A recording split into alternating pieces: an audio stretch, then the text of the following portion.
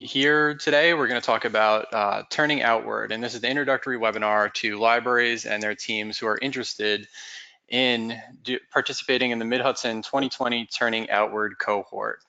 My name is Casey Conlin. I'm the Library Sustainability Coordinator at the Mid-Hudson Library System, and we have with us as well Courtney Wimmers, who is our Outreach and Engagement Specialist. Courtney, can you say hi? Hello, everyone. All right. So just as a little background, Courtney and I have both had training in the Harwood Public Innovators Lab.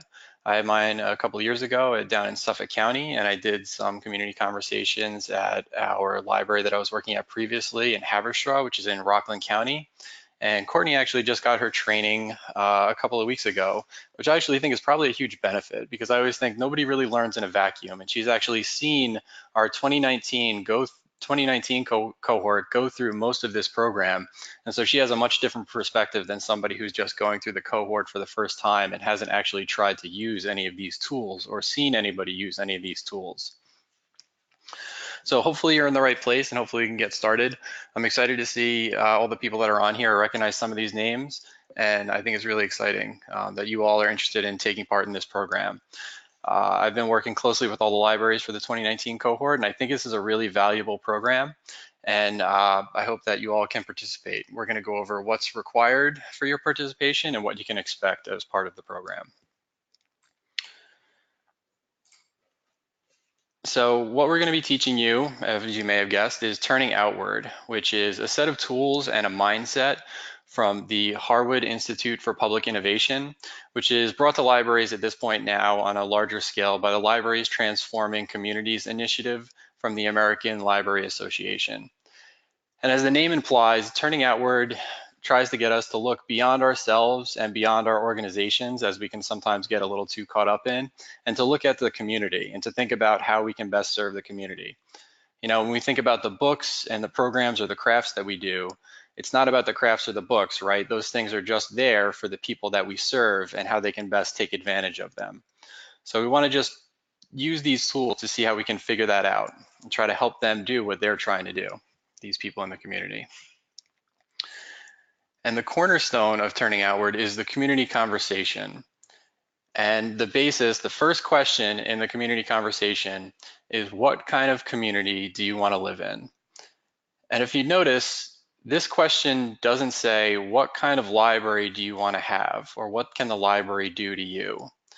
When we start with that kind of question, we're going to wind up with answers that are probably going to please us because people generally like libraries and they don't want to disappoint us. So they'll tell us something like, oh, we need more books or we need more craft programs. But that's not actually what they're looking for in the larger scope of their lives and what they want to see in their community. And so we talk about their aspirations here. We say, what kind of community do you want to live in? And this is also different than a lot of other things that you might do or that other organizations might do to try to figure out how to solve problems in the community, in that it doesn't start with what's wrong with the community. And that's not an easy thing either. Whenever you talk to people about this, that's kind of what they want to go to. They want to talk about what they don't like about the community. And that's not a great place to start, because what we wind up with is a list of things that we don't like. And we don't wind up with the kind of positive energy that we need people to have to try to actually make changes in their community. So we ask them, what kind of community do you want to live in? And then we ask them more questions about, all right, what's in the way? And what can we do to try to make that happen? And this is a really powerful thing. And we've seen it work for the libraries in the 2019 cohort. And when I did it in my community in Haverstraw, when I was working in Rockland County, it was really powerful that we would ask people these questions and see how they responded. So the value of the community conversations is that we can actually authentically engage with the people in our community. Remember, that question isn't, what can the library do? It's a pretty selfless question from an organizational standpoint, insofar as an organization has a self, right? We're trying to figure out what people in the community actually want to see. And that's not something that's happening a lot. And like I said, when you talk to people about this and you actually listen, because we're facilitating these conversations, we're mostly asking questions. We're not answering questions at these conversations. This is something that's not really happening in the community, and people really value this. And you'll get done with a conversation and you have people come up to you and they're just so glad to have somebody listen to them for a while and to hear and to actually care what they think and what they want to see in their community and to help them try to articulate this because it's not easy to do. Like I said, a lot of us want to complain about what we're doing. We don't want to talk about what we actually want to see. So we're trying to find out what people actually want to see in their community. And when we find that out, we're going to actually try to make it happen, right? But we can't do that on our own. Many of the things that we're discovering aren't isolated to the library, or they aren't problems or aspirations or concerns that the library can take on their own. And so as part of your work in doing the community conversations and turning outward, you're going to be finding new partners. Just as people are so pleased to have somebody actually listen and talk about the issues in the community, other organizations will see you doing this work and the library doing this work and say, I want to be part of that too. And you'll have people coming to you and saying, like, how can we help?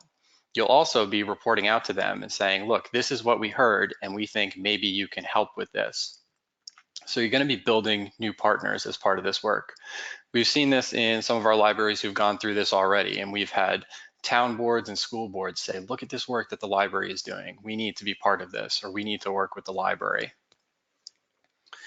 When we get to the other side of the conversations, we'll also be, after we've had them, we're also going to be talking about how we develop strategies to address the issues and the aspirations that we heard about. And so this is part of where the strategic planning comes in. If you plan on building a strategic plan based on community input, this is very strong community input. This is much stronger than if you had a focus group or just a survey. Remember, these are conversations. So you're going to be digging in deep and asking people questions and helping them unpack some of the things that are behind what they're saying. And that's much more so, or much greater and much deeper than something that you could do with a survey or in a focus group where people are just trying to kind of tell you what they want to hear, what you want to hear, because they think the library is important and they want to help you out. So we're going to be building our strategic plans and strategies that relate directly to helping the community reach its aspirations. And that'll help us mobilize our resources.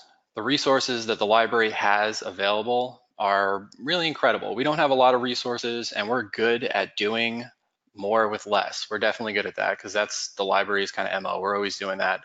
But what we do have, we do a really good job with it.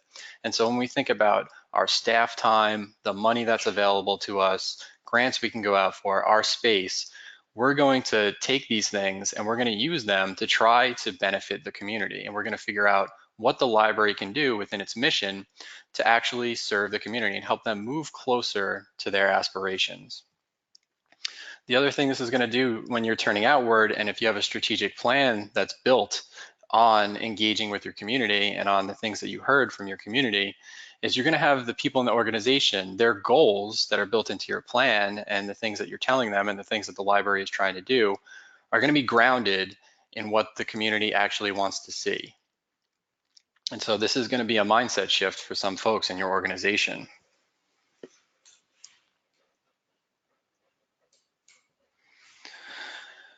And so the community conversations, the shorthand for what they spit out after you have them for a while and after you've analyzed them and seen what comes out of them, is they develop public knowledge. And public knowledge is contrasted here with expert knowledge. Expert knowledge is things like data and demographics, stuff that's very good for making decisions and stuff that we need to consider when we're building our strategic plans, but it's not the only thing that we should consider. And too often we do look at our data and a couple strategic plans and maybe a survey, and then we start to build our plans from there.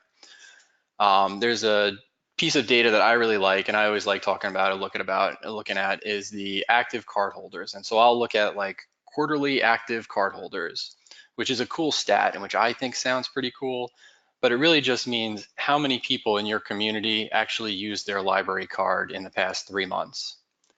And that's actually probably a good metric for measuring how engaged people are with the library and how much they're using the library.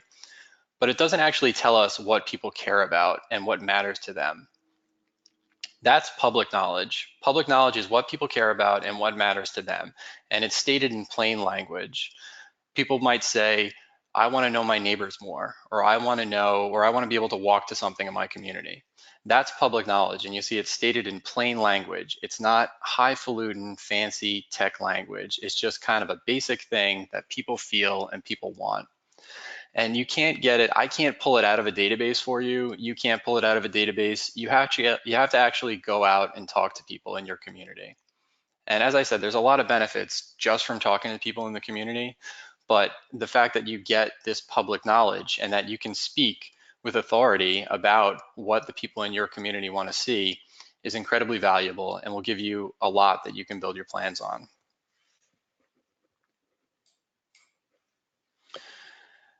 So this is what public knowledge helps us do. It helps us understand the context of people's lives. Again, as we talked about, we're having conversations with people and we're talking to them and we're helping them unpack what's important to them and why it's important to them and what the specific parts are that matter to them, what their aspirations are. And in that, we're also identifying the key issues and concerns that people have and helping them identify it in plain language. We're not going to have something that is out of reach of somebody or something that it doesn't resonate with them because it just sounds too weird. We're going to talk to them in their own language because we're going to hear from them. And when things are going really well at these conversations, when you get to the end of the conversation, there's some questions about who can actually do this work and what kind of change do we want to see. And so we're going to uncover a common sense of purpose for people in the community that can lead to action, that can lead to the change people want to see. We're going to be building our strategic plans with the things that we hear from people, but we might also just be supporting people who are already trying to make these changes. Part of this program is the idea that there's a lot of capacity within the community that isn't being utilized. And by having these conversations and connecting people, we can actually make these big things happen, or we can help make them happen. And so when we're building our plans, we're going to have them rooted in this stuff that actually matters to people, right? We're going to be talking about what actually matters to them, and we're going to build our strategic plans based on themes that we discover in our community conversations and the aspirations of the people that we talk to, which of course is going to make our work more relevant to people and have a greater impact in the community. If you don't know what people want, it's hard to do things that are going to matter to them, right? This turning outward also helps us set realistic goals for moving ahead and making change. There's a lot of tools that are within turning outward that we're going to go over as part of the program to help you figure out what the best path would be to take your community on or to take your library on to actually try to make some kind of change. And so Courtney is going to talk about some of the tools that we have available and that we're going to review in the program. All right, so in the Turning Outward training, there are two main tools that we use. The first is the Ask exercise. This exercise is designed to be conducted on the go, and it takes less than 10 minutes. And you can do this at outreach events with people in your library or just like at the grocery store if you're waiting online and want to ask people what kind of community they want to live in. So the exercise is used in one-on-one situations, and it's made up of 4 simple questions. The first is, what kind of community do you want to live in? Followed by, why is that important to you?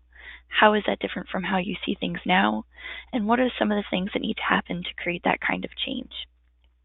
These questions seem really simple, but they're very effective at getting people to think quickly about what's important to them, what they're unhappy with, and what needs to change. The Ask exercise can be a really great tool that you can use to talk to people who can't attend a community conversation because of scheduling conflicts, or to reach out to a group that you feel was underrepresented at the community conversations. Something that we tend to hear a lot is that younger people under 30 aren't really represented well, so you can use this Ask exercise to reach out to them and kind of get a feeling of what their concerns are. So the community conversation is a 2-hour conversation that's usually made up of 8 to 15 people. However, that number can vary. It's meant to help you get a deep understanding of your community's aspirations and concerns. And a conversation has 3 major components. There's a facilitator, who will most likely be someone in your library's Turning Outward team. And it's this person's job to ask a series of 10 carefully worded questions that start off by focusing on a community's aspirations, like Casey mentioned before, then move into focusing on community concerns, and they end with focusing on what needs to happen to create that change. The second component is a note taker, who will most likely also be from your Turning Outward team. It's this person's job to take notes during the conversation, but it's kind of a little bit more than that too. They should try to focus on key phrases, capturing direct quotes that you could use when you share out to the community, and then making notes on when the mood shifts in the room and keeping a track of the emotions and how people are feeling. And the final component is the people in your community. So you actually need to go out and invite people to come and talk about their hopes and concerns. And like Casey said before, I really want to emphasize that these conversations are not library-centric. They're about the community as a whole. And Casey, you can go to the next slide. So the ask exercise and community conversations are tools that you can use to focus on the public knowledge and understand your community better. As we talked about a little bit earlier, public knowledge is not an easy thing to gain. It's usually a hard one. You got to do work to get it. And by using these tools to collect that information, we can learn more about what issues really matter to our community. The tools also help you ask the right questions.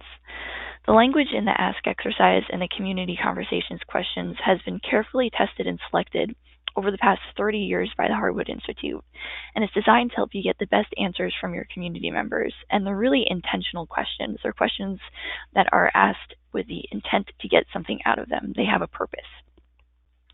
And there's been some groups that are like, oh, can we change the wording a little bit? This sounds really weird. Like, I don't think this makes sense to people.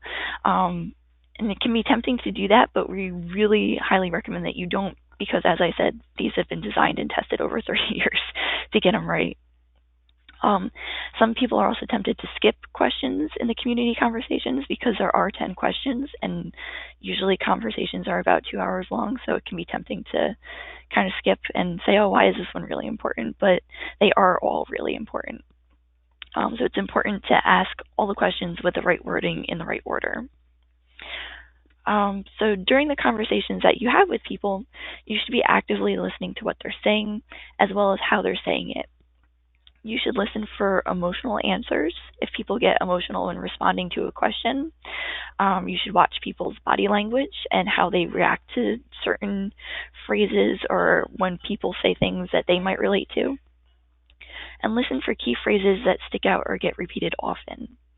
And these observations will help you understand what you are learning and what people are really saying. It's really important during these conversations to be actively listening and not just asking the questions and waiting till people talk and then moving on. So as Casey mentioned a little bit, after you collect all this information, you can examine it and start thinking about how the library can use it. So in the Turning Outward training at Mid-Hudson, we can talk about how you will use the themes that you find throughout your community conversations to inform your library's strategic plans for the future. And again, as Casey said, Casey has great points, that this information is really important because if you're not going out into your community and actually asking what they want, how do you know that you're giving it to them? I think it's something very basic, but something that we forget often is that the simplest way to find out what people want is just to ask them. And finally, it's important to share what you learn from the community conversations and ask exercises with the people in your community. We've had lots of cases where people who participate in the conversations will be really interested to learn the results and will actually go up to library staff after the conversations and be like, oh, what did you learn? And there's a number of ways that you can share what you've learned with the community, but they should all be focused on inspiring people to build community ownership and create allies. If people feel invested in their community and feel like they have a stake in it and they own it a little bit, they're going to be more empowered and inspired to actually do things that will create the change that they want to see. And creating allies is really important because the library can't do everything by itself, right? We're limited in terms of staff, funding, time, and it's definitely a lot easier to create change when you have people backing you up and taking some of the workload and maybe some of the monetary weight off your shoulders. So after you share that information, no matter how you decide to do it, whether it's like just a report, if you go out and have more conversations, you can ask 4 simple questions that are similar to the ask exercise to capture people's reactions. And these questions are, what do you make of what we are learning? What are the implications for the work that each of us does in our community? Where could we use what we are learning? And what possibilities are there for moving ahead? And the responses to these questions can let you know if you're on the right track to understanding your community and if you really listen to them properly. Because if people respond, what do you to the question, what do you make of what we are learning? If they're like, oh, you didn't listen to us at all and you have no idea what we really want, like obviously something went wrong and you might need to try again. I don't think that will happen, but this is just kind of a good gauge to make sure that you really did understand what your community is saying. Casey, you can go to the next slide. So in the Mid-Hudson Turning Outward program, we cover a lot of different things. And I have to say, like Casey mentioned, I went to the Turning Outward training like 3 weeks ago. And it was really eye-opening because there was a lot of people there from individual libraries. Like they were the only person going from their library. And I was just thinking how hard it would be to gather all this information and then go back to your library and just be like, here, we're going to do all this stuff now and not really have a great support structure. I think that's one of the things that we do really strongly here at Mid-Hudson, especially compared to what other libraries are doing that I saw at the training. So in our training program, you're going to become familiar with the available tools. We're going to teach you how to use the ask exercise and do community conversations. We're going to teach you facilitation and note-taking skills, and you're actually going to have a chance to practice these before you do them in the real world. You're going to create an action plan that will focus on holding community conversations. So you're going to plan out where to have them, who to invite, how to invite them, and create a timeline to keep you on track. And then you're actually going to implement it. You're going to actually hold these community conversations in different spaces in your community. We've had libraries do it at restaurants, firehouses, senior centers. I think it's important to get outside of the library for this part, although you can definitely do one in the library. After these conversations, you're going to analyze what you've heard and the information that you've collected. And like we hinted at, you're going to use that to help you inform your strategic plan going forward. And like I said, probably the best thing about the program is that you're going to have a support system made up of one Mid-Hudson staff, Casey and I, who have actually been through this training now, and two of other libraries who are doing similar work.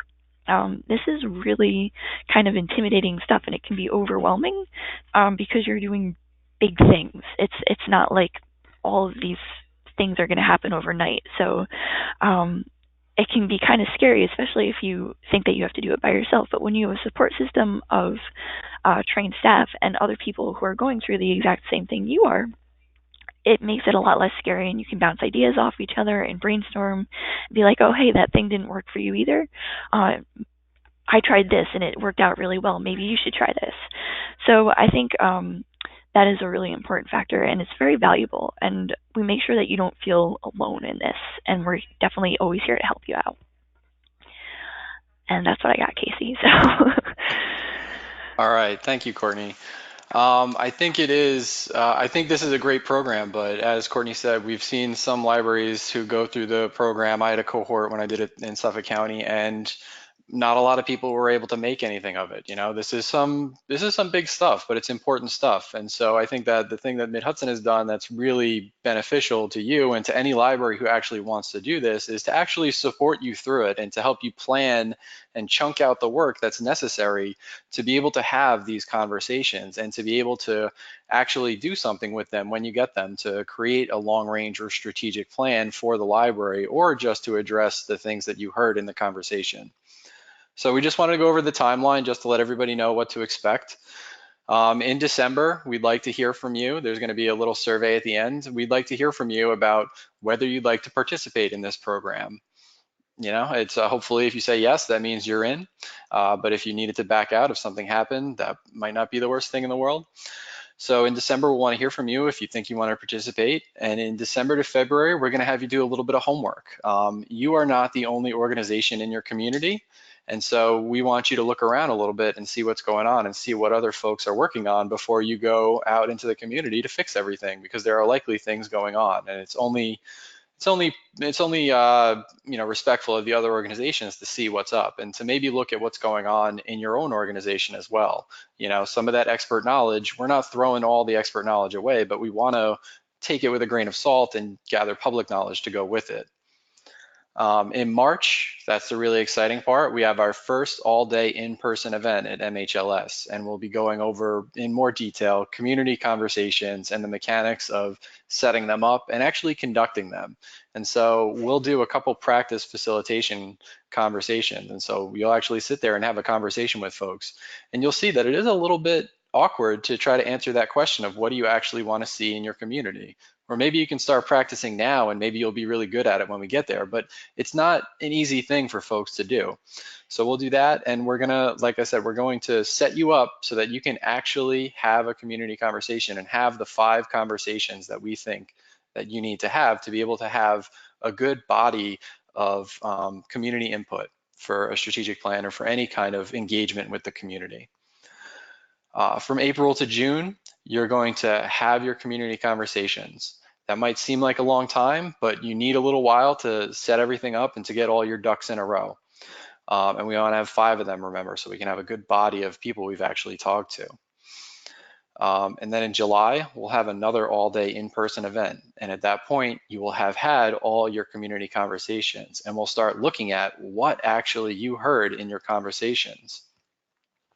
In September and October, we're going to help you through online calls for developing your long range or strategic plan, whether it's for your library overall or just to address the things that you heard in your community conversations. And then throughout that, we have online support meetings every month when we're not having a actual in-person meetup. And that's, as we discussed, as Courtney mentioned, that cohort model. And I think that's been really powerful. This year we have 4 libraries going through it, and they're talking to each other on the calls. And it's really helpful to hear from other people who are doing the same thing as you about what's working and what's not working. And maybe, it gives you an idea of how you can move forward on something that you got stuck on. And this might seem like a long process, but I know that some libraries have had their long-range plan on their to-do list for much longer than this. And I know that it's not the most fun and the most easiest thing to do, but this is how you can do it right and to create a plan that's actually going to resonate with your community and mean something to the people in your organization as well. So we want to talk about who would be a good candidate for doing this cohort. So if your long-range plan is about to expire within the next 12 months, you would be a prime candidate. This is a great way for you to do your strategic planning and to get the community input that you need to do a good strategic plan.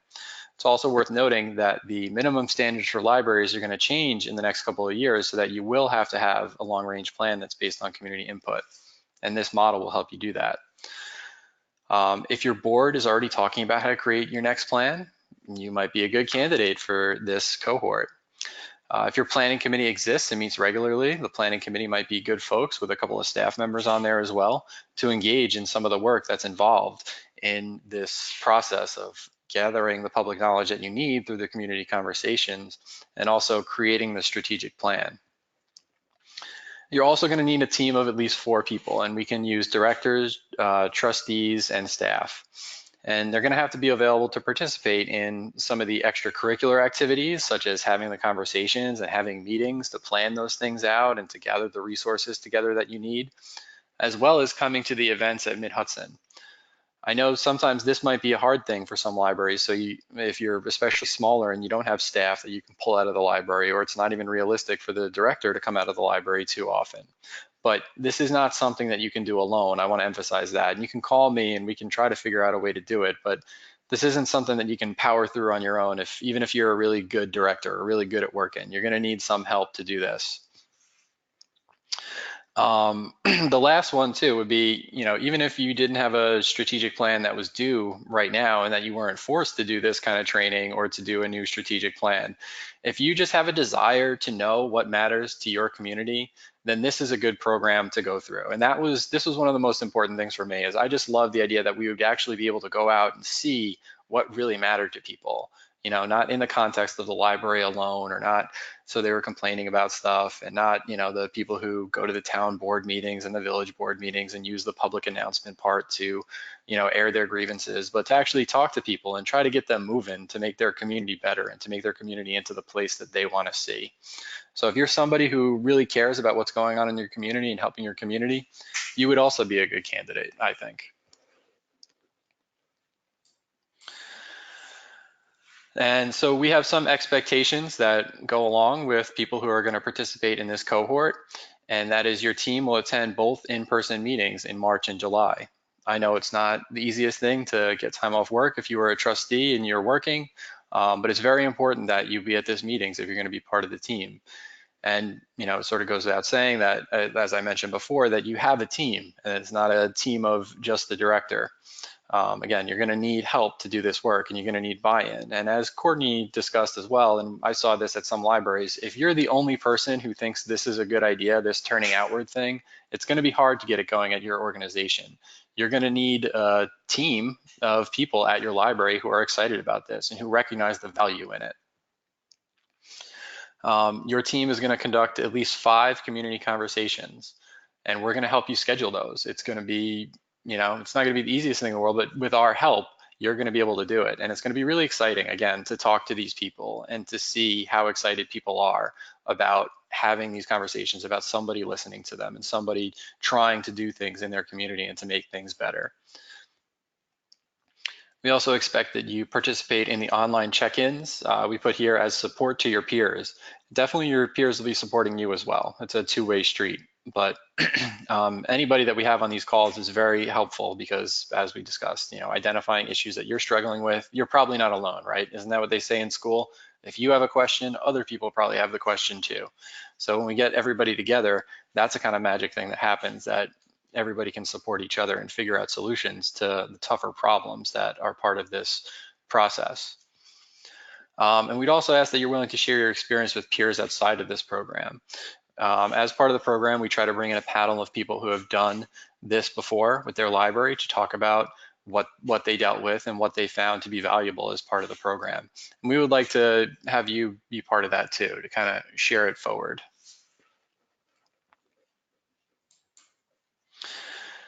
So here's a little bit more about what you will need. You're going to need time to do this. It takes some time to make this planning. So you're going to have to commit staff time or your own time, or trustees are going to have to commit their time to this. They're obviously not paid to do this. So that's a big investment. We're always very thankful for all the work that trustees do. And you're going to need a good team. I don't know, is that the 3rd or 4th time I said a good team? You're going to want to get a good team going. If you have any questions about that, again, give me a call and we can figure out how you can put together a good team. And some perseverance, persistence, and good humor would certainly not hurt, because there are some tough parts of this. Getting people to come to these things is not always the easiest thing, and this is a challenging thing to do, and there's a reason that it resonates with people and that it seems important to people and that they engage with it. And I think that's because it's not easy to do, and not a lot of other organizations or people are doing it in our communities. So that brings us to the question portion of our program here. And I was hoping that people could put their questions into the chat if they had any.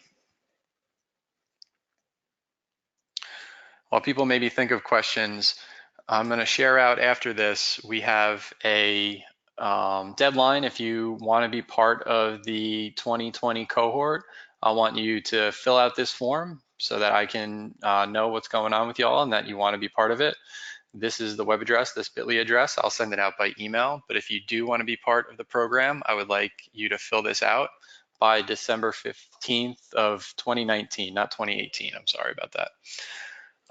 So if you have any questions, hopefully we can put them in the chat box.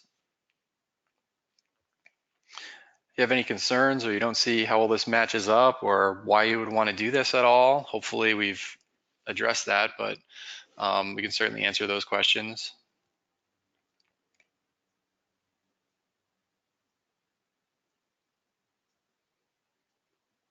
Casey, it looks like Gloria has a question.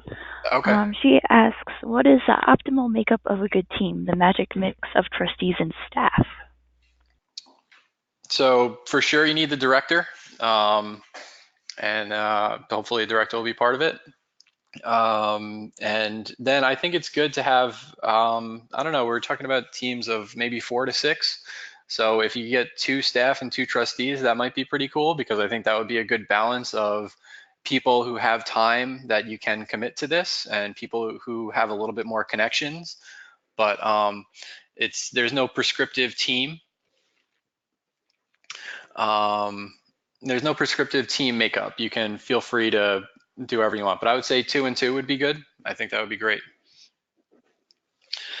Um, David Lewis wants to know about any attachments that have more info about the tools that this program provides. I can send you the link to the ALA Libraries Transforming Communities Initiative, where they have a lot of resources that address this.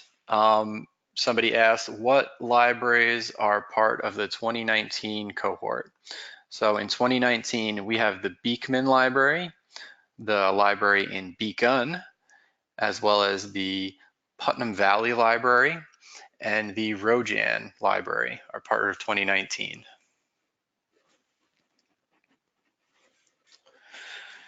So that was a couple of questions that came in. If anybody has any other questions.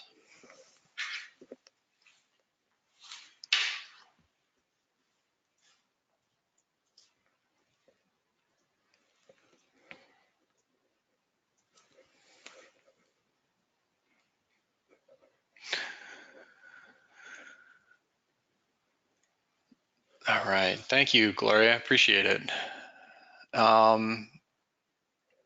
Are there any other questions or anything? Hopefully this has been like a good overview. Hopefully you feel a little bit excited about doing this.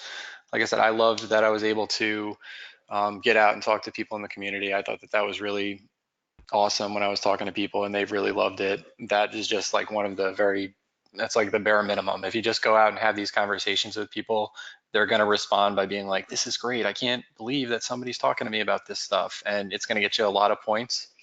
But if you can then use that information to actually build your strategic plan and engage people and address these things, that's going to be even huger, if I can use uh, a bad term. Huger is not a great term. I'm sorry. Hey, Casey, it looks like David had a question. He asks, will this program happen every year, and will there be a 2020 cohort? Yes, I Or think the plan. 2021? Yeah, I think that the plan is to have this every year. And so, yeah, there'll be a 2021 cohort.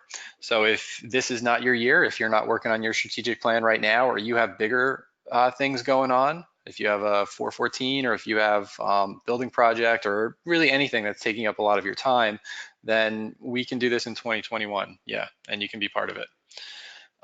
Thea, you can have a copy of the recorded webinar for sure.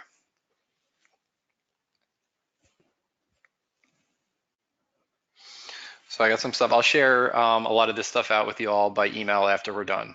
And that way you'll have it right there. And the recorded webinar, the idea is to have this available to other libraries who maybe couldn't make it today. One of the values of being able to have a asynchronous recorded thing is that if people can't make it today for whatever reason, we'll provide it to them. Somebody want to know how many libraries make up a cohort, and we don't currently have a limit. I guess if it got really high, we might try to exercise some of our some kind of organizational method to maybe put some folks off to 2021. But right now, I think it's the more the merrier.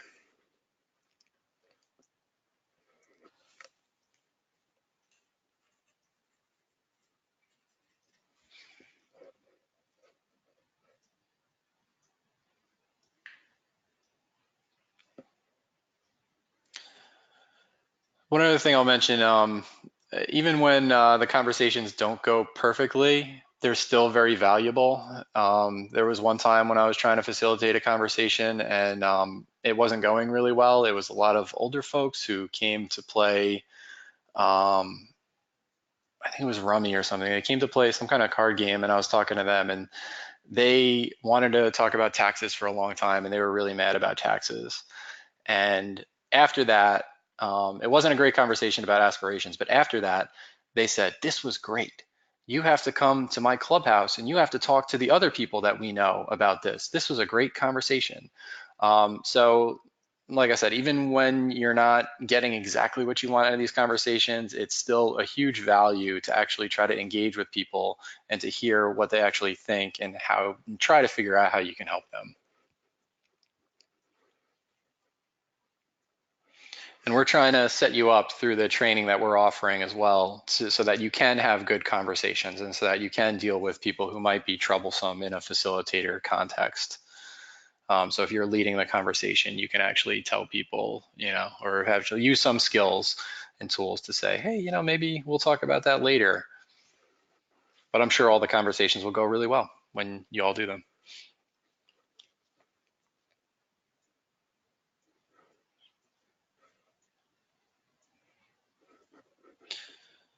So we'll give it another minute to see if there were any other conversations that folks had.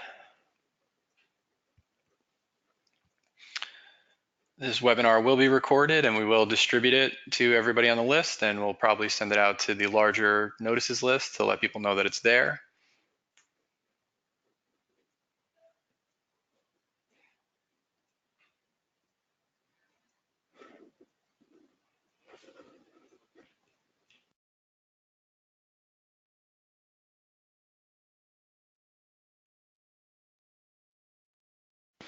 Okay, so if you do have other questions after this, if you think of other ones, or there's, hold on, I may have another one. Okay. Should we have people from the community join us too on the committee? Yes, if people are interested in being part of this, then, and they're from the community and they're not part of the board or the staff, then they can join you on the committee. If they're passionate about doing this work, then yes, you can bring them on board and they'll help you. But okay, great. If you do have other questions after this, then please email me or call me. I'm happy to talk to you about it. Yeah.